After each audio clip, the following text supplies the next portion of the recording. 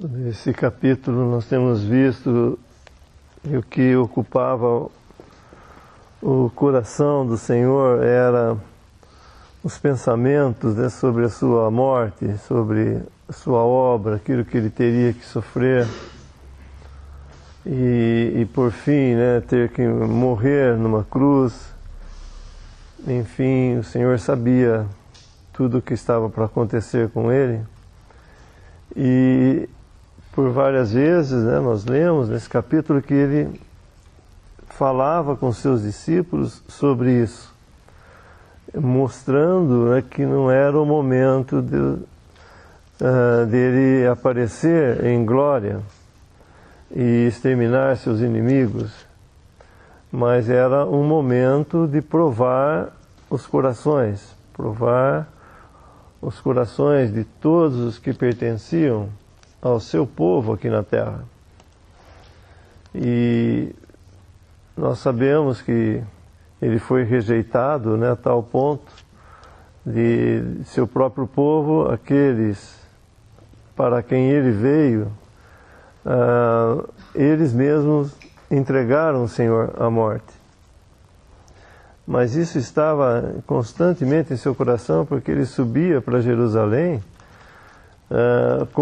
com essa finalidade mesmo. E até nessa demonstração do reino que nós vimos nos versículos anteriores, do 28 até o 36, nós vemos que o próprio assunto, né, que foi tratado entre o Senhor, Moisés e Elias, né, era a sua tirada, a saída de Jerusalém, né, que significava a sua morte. Porque na profecia de Daniel 9, estava escrito, né, que o Messias seria tirado, isso significando que ele seria morto e rejeitado pelos seu povo, por aqueles e para quem ele tinha vindo, para os seus, que fala em João, né, no Evangelho de João. E nós vemos que ele descendo, então, depois dessa demonstração do reino de Deus, ele desce do monte, e lá no monte aconteceu tudo isso para que os discípulos, esses 3 testemunhas que ele levou junto, né, Tiago, João e Pedro, que eles pudessem ser animados e entenderem que haveria esse reino um dia, de fato, seria estabelecido aqui no mundo. Mas pelos versículos que nós seguimos aqui agora, do 37 em diante, nós vemos que ainda não era o momento desse reino se manifestar de fato, esse reino se manifestar em glória. Mas o que eles viram foi algo que fortaleceria, daria esperança a eles, para a difícil tarefa que eles teriam, né, depois que o Senhor fosse tirado. E então nós vemos que o próprio apóstolo Pedro, né, nós lemos a semana passada o que ele diz sobre essa visão que eles tiveram, essa manifestação do reino, que não foi por fábulas, mas eles mesmos tinham visto isso. E também nós vimos que Satanás tinha obrado de tal forma que tinha tirado uma dessas testemunhas, né, que era Tiago, mas ainda tinham restado João e Pedro. E então nós vemos que esse testemunho do reino sendo prestado animaria a eles a enfrentarem então as coisas que teriam que decorreriam, né, da sua tirada, da morte do Senhor, depois que ele morresse. E então nós vemos esse quadro, né, já descendo do monte, o lugar não onde Cristo era o dominador, aquele que exercia todo o poder, como será no milênio, porque aquela manifestação, até o versículo 36, é uma figura, né, do milênio, em que Cristo, Ele mesmo, vai reinar aqui nesse mundo. Mas quando eles descem do monte, então eles caem nessa realidade que agora teria lugar, que é justamente um mundo em que o príncipe desse mundo é o diabo. E que eles, os judeus, não estariam em condições de ter o domínio completo sobre esse mundo, porque não era ainda o reino manifestado. Esse reino, ele estaria entre nós, como ele está até hoje. Esse reino prossegue, né, mas de uma forma de mistério. Então, de fato, ele não está reinando aqui. Uma coisa que caracteriza o reinado de Cristo é que quando Satanás for preso, antes de começar o milênio, então Cristo vem e reina nesse mundo. Então, ou Satanás está aqui, ou Cristo está aqui, como rei, como aquele que vai dominar sobre todas as coisas. Os dois não estarão ao mesmo tempo aqui no mundo. Então, quando Cristo, então, retornar, vier para se manifestar, submeter seus inimigos, então Satanás será preso. Mas no momento, essa forma do reino de Deus que nós estamos vivendo até hoje, nós temos apenas esse reino em mistério, e Satanás está aqui. Então, quando eles descem do monte, eles encontram essa situação, né? Esse pai, essa passagem tão comovente, né? Um pai que tem um filho, e os discípulos e os judeus não conseguiam dominar completamente nesse mundo, porque ainda não é a hora de Cristo estar aqui reinando com todo o poder. Então, eles não conseguem expulsar esse demônio, e isso nos fala desse tempo que realmente nós vivemos aqui. Nós não conseguimos expulsar o príncipe desse mundo, não conseguimos tirar o príncipe desse mundo daqui. Ele reina, ele tem a sua esfera, né, de ação. É claro que somente sobre aquilo que Deus permite que ele tenha essa autoridade e faça essas coisas, mas nós estamos num mundo assim ainda. Então os discípulos, aqui nós vemos em todas essas referências, inclusive já anteriormente o Senhor tinha falado para eles que cada discípulo tinha que tomar a sua cruz. O que era isso? Eles passariam por sofrimentos aqui pelo nome de Cristo. Então aqui nós estamos vendo novamente, então, eles entrando nessa esfera de que eles teriam que deixar tudo. Nós vemos até aquele que o Senhor fala para seguir, ele fala: deixa eu enterrar meu pai. Então tudo, os discípulos teriam que ter uma dedicação total a esse reino, e não às coisas naturais que ligavam essas pessoas, esses judeus, esses crentes, né, esses discípulos, que ligavam eles às coisas naturais. Eles teriam que ter uma consagração total a esse reino, e principalmente uma consagração total a Cristo, porque Cristo não estaria mais aqui, mas o nome dele estaria e está aqui ainda, e eles então sofreriam pelo nome de Cristo aqui, e teriam que então deixar toda essa bagagem, vamos chamar assim, que eles tinham como judeus, para anunciar esse evangelho do reino aqui nesse mundo. Então, nós vemos em todas essas passagens aqui que era necessário, como nós vemos nos últimos 2 versículos. Disse também outro: Senhor, eu te seguirei, mas deixa-me despedir primeiro dos que estão na minha casa. E Jesus lhe disse: ninguém que lança a mão do arado e olha para trás é apto para o reino de Deus.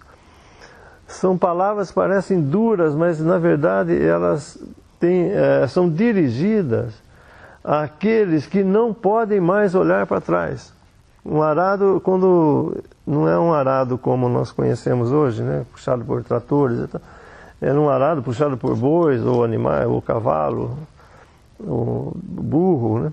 E sempre que tem você faz um sulco primeiro, depois vem uma parte, a terra fica tombada de um lado e abre um buraco, um sulco, e a parte de cima desse sulco chama-se banca, e daí você tem que estar com o arado na mão e acompanhando essa banca, pegando mais uma parte dessa banca para tombá-la, e assim arar a terra, arejar, arar a terra. E quem olha para trás perde, ele escapa, ele sai do lugar, se desvia. Então ele está dizendo que não era possível para esses discípulos, para eles honrarem a Cristo aqui, para eles manifestarem esse reino aqui, pregarem esse reino aqui. Não era possível que eles olhassem para as coisas que ficaram para trás. Ou seja, a lei e toda a forma, né, de legalismo, e aquela forma de fazer para receber, isso tudo era coisa que eles não podiam mais olhar para trás. Eles tinham que olhar para frente e levar então a mensagem, né, desse reino, que, repito, não estaria livre do inimigo até a vinda do Senhor. Então, aqui não está, logicamente, nos falando de igreja, porque ela não estava aqui ainda, né? Mas está falando desse reino de Cristo que ainda não se manifestou, mas vai se manifestar. Existe um detalhe que passa às vezes despercebido quando nós lemos a Bíblia, é que no Antigo Testamento nós quase não vemos manifestações demoníacas, pessoas possessas. Eu não me lembro, eu acho que tem o caso lá de Saul, não é? Que Deus permite que um espírito maligno o aflija. Não me lembro de outras passagens que tenham casos de possessão demoníaca, de manifestações demoníacas. Mas quando a gente entra no Novo Testamento, nos Evangelhos principalmente, parece que abre uma comporta e de repente todos os demônios estão ativos e trabalhando. Na realidade, estava aqui a luz, né? O Senhor Jesus é a luz do mundo. E a luz, quando se manifesta, as trevas também não ficam quietas. É como quando a gente levanta uma pedra no meio do mato e embaixo, de repente, sai lacraia, escorpião, aranha, tudo que é maligno, que estava escondido ali, que não gosta de luz, fica tudo desesperado porque tem luz. E assim foi a entrada do Senhor Jesus aqui na terra, nesse mundo. As potestades demoníacas, né, de espíritos malignos, demônios, anjos caídos, ficou em convulsão, como se estivessem querendo ganhar tempo agora. Tem um caso que o demônio fala para o Senhor Jesus: por que o Senhor veio nos atrapalhar antes da hora, né? Porque é como se estivesse acabando o prazo para eles se manifestarem. E uma outra questão também envolvida aqui é que estava aqui na terra aquele que estava amarrando Satanás, amarrando o valente, né, o homem valente, e roubando os seus bens, espoliando o valente. O fato de Cristo estar aqui e os seus discípulos saírem para pregar o evangelho do reino, e ele próprio também, e curando e libertando de demônios, Satanás estava perdendo dos seus bens, sendo espoliado, sendo assaltado. E isso, obviamente, o deixava irado, né? E é por isso que nós vemos tantas manifestações demoníacas aqui. Até no capítulo seguinte, quando ele enviar os 70 discípulos, quando eles voltam radiantes de tudo que eles viram, dos demônios que eram expulsos, das doenças que eram curadas e tudo mais, o Senhor ainda fala que eu via Satanás caindo do céu como um raio. Então essa diferença é muito significativa. Que o Senhor, vindo ao mundo, ele já estava fazendo uma obra aqui, antes mesmo de morrer na cruz, quando ele iria ser picado no seu calcanhar pela serpente, mas, todavia, iria esmagar a cabeça da serpente. Antes que isso acontecesse, ele já estava espoliando o homem valente, que é o diabo. Aqui existem 3 coisas também que aparecem nesse capítulo, que são significativas. Uma é o orgulho individual, a soberba individual. Quando, depois que o Senhor está falando da sua morte, e eles obviamente não entenderam nada do que ele estava falando, no versículo 46 diz que suscitou-se entre eles uma discussão sobre qual deles seria o maior. O Senhor acaba de falar que vai ser entregue aos sacerdotes, vai ser julgado, vai ser morto, e eles estão preocupados em saber qual deles vai ser o maior. Essa é uma manifestação do orgulho individual, mesmo daqueles que seguem o Senhor. Existe em nós o desejo de ser maior, o desejo de querer ser alguma coisa, de estar acima, né, dos outros. Porque isso é do homem, do velho homem, da nossa natureza carnal, que é ter um nome, né, fazer um nome ou querer dominar. E logo adiante, eles vão ter uma outra manifestação, que agora é do orgulho coletivo, no versículo 49. Respondendo João, disse: Mestre, vimos um que em teu nome expulsava os demônios, e lhe o proibimos, porque não te segue conosco.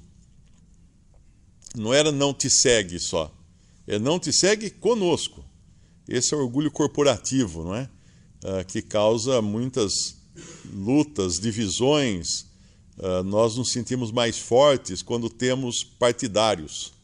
Como quando criamos um partido e conquistamos simpatizantes, nos sentimos mais fortes.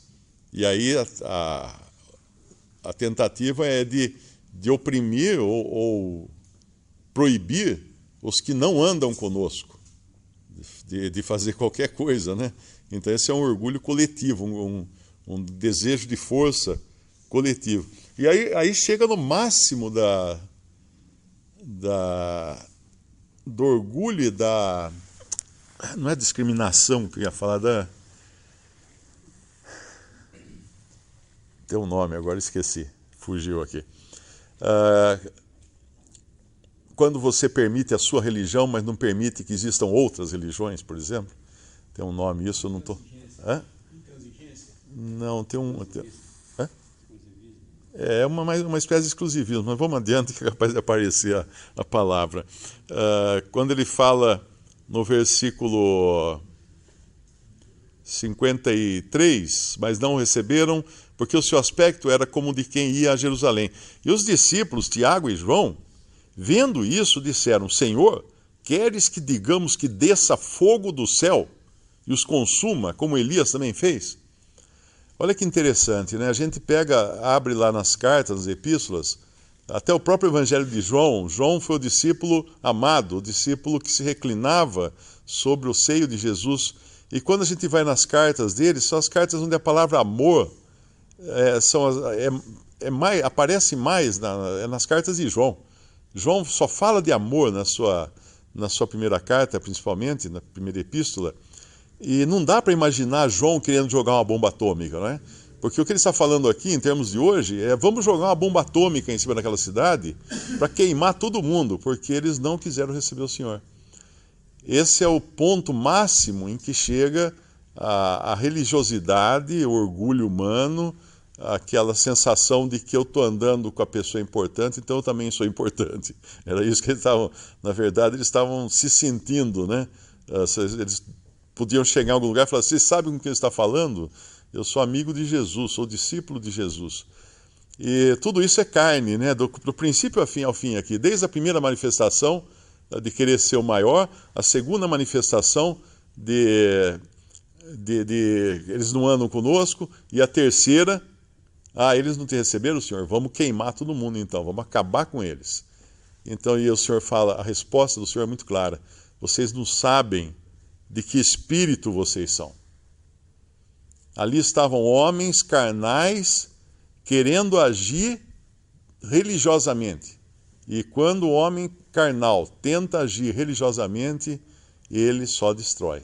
Nós temos aí 2000 anos de guerras, de mortes, de fogueiras, de tantas atrocidades cometidas em nome de Cristo, ou em nome de Deus. Essa semana nós temos atentados aí cometidos em nome de Alá, né, que os muçulmanos acham que é Deus, e corre tudo isso aqui, todo esse orgulho acontece nessa discriminação, né, nessa volúpia por querer ser alguém neste mundo.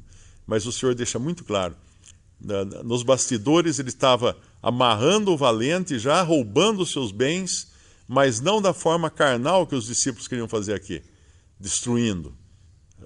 Ele estava fazendo isso para salvar as almas. Tudo tem a ver com essa forma que esse reino tomaria aqui, né? Porque esse menino que o Senhor toma e põe no meio, ele nos mostra que o caráter de uma criança é que ela não tem como fazer valer os seus direitos. Ela não tem força para fazer valer os seus direitos, ela é dependente. E por isso que ele toma o menino e põe no meio deles e fala, olha, se alguém quer ser grande entre vós, tem que ser como um menino. Porque nós não, os discípulos, né, e depois isso passando para nós também, como cristãos, né, nesse mundo nós não temos como fazer valer o nosso direito, nós nem deveríamos querer ter direitos. Total dependência de Cristo. Então, nós vimos na quarta-feira, falando em Jeremias 45, né, que aquele... Deixa eu ler aqui esse versículo, o Baruque, que o Senhor falou para que e procuras tu grandezas, não a busques, porque eis que trarei mal sobre toda a carne, diz o Senhor. A ti, porém, darei a tua alma por despojo, em todos os lugares para onde fores.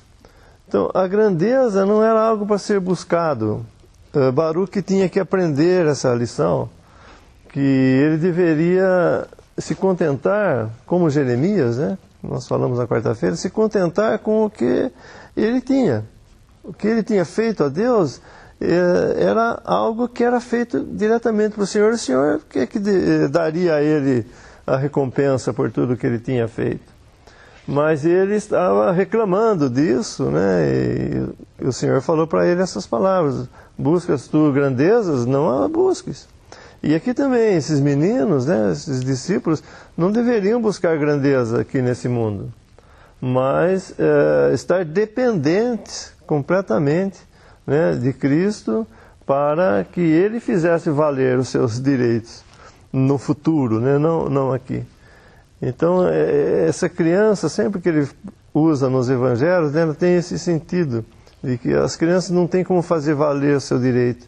Então, eles dependem inteiramente dos seus pais. E aqui, no caso, os discípulos dependeriam inteiramente de Cristo. E nessa outra passagem, de que João quer proibir, o Senhor fala não, mas tem um aspecto interessante aqui também, porque ele fala, e esse é um aspecto negativo, né, que o Senhor repreende e fala, não, se eles não são contra nós, são por nós. Mas tem um interessante como o Senhor classifica-os de uma maneira diferente. Ele fala, e Jesus disse, não os proibais, porque quem não é contra nós é por nós. O Senhor está mostrando para os discípulos que realmente existe aqueles que estão andando com Cristo e com os discípulos que estavam seguindo a Cristo, E existe aqueles que estavam fazendo coisas no nome do Senhor e fazendo até milagres, possivelmente, no nome do Senhor, mas não andava com eles. E o Senhor reconhece, fala, quem não é contra nós é por nós. Ele inclui os discípulos. Então é interessante se nós pensarmos nisso no sentido dos cristãos hoje, né, que tá bom, há os que falam em nome de Cristo, os que também, né, têm o Espírito Santo, possivelmente, os que creem têm, mas não andam conforme o que o Senhor deseja que eles andem. Por exemplo, estar congregados ao nome de Cristo somente. Então, nós nunca devemos desprezar, achar que eles são cristãos de segunda classe, por exemplo. Mas nós devemos entender que nós devemos andar com Cristo. Ou eu estaria feliz de fazer coisas em nome de Cristo e não andar com os discípulos? Não andar com aqueles que estão seguindo a Cristo? Com certeza eu não gostaria de ser esse cristão. Mas existem os cristãos que estão fazendo as coisas em nome de Cristo e são verdadeiros cristãos, mas não seguem com os que estão com Cristo, que ele reconhece. Ele fala, quem não é por nós, quem não é contra nós, é por nós. Então existe esse reconhecimento, essa diferença, né, dessas classes de cristãos, vamos dizer assim. Aqueles que estão andando com Cristo, até fazendo as coisas em nome dele, mas aqueles que estão com os discípulos, seguindo de uma forma que o Senhor quer que sigam, estar com eles, com ele.